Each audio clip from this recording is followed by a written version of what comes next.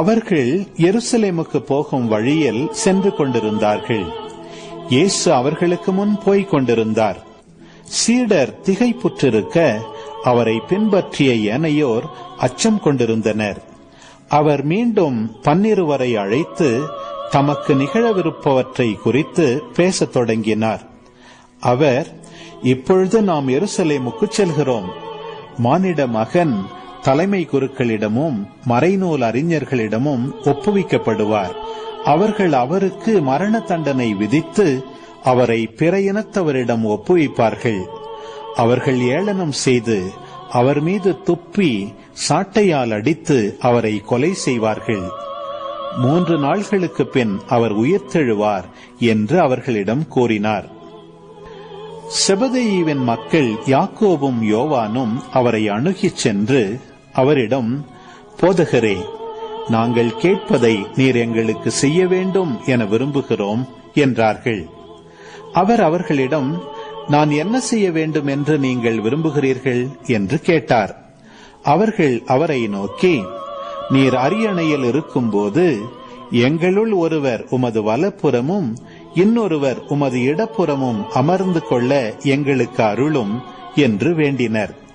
இயேசுவோ அவர்களிடம், நீங்கள் என்ன கேட்கிறீர்கள் என உங்களுக்கு தெரியவில்லை. நான் குடிக்கும் துன்ப கிண்ணத்தில் உங்களால் குடிக்க இயலுமா?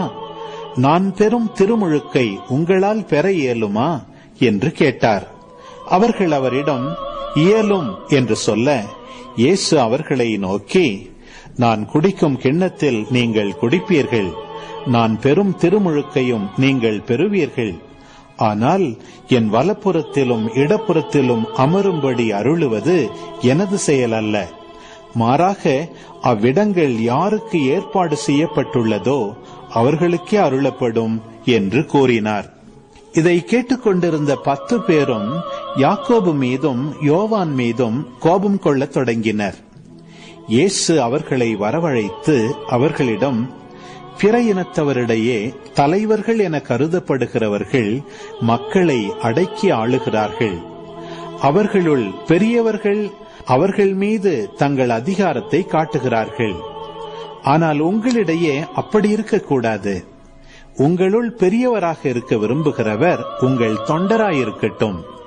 உங்களுள் முதன்மையானவராக இருக்க விரும்புகிறவர் அனைவருக்கும் பணியாளராக இருக்கட்டும். ஏனெனில் மானிட மகன் தொண்டு ஏற்பதற்கு அல்ல, மாறாக தொண்டு ஆற்றுவதற்கும் பலருடைய மீட்புக்கு ஈடாக தம் உயிரை கொடுப்பதற்கும் வந்தார் என்று கூறினார்.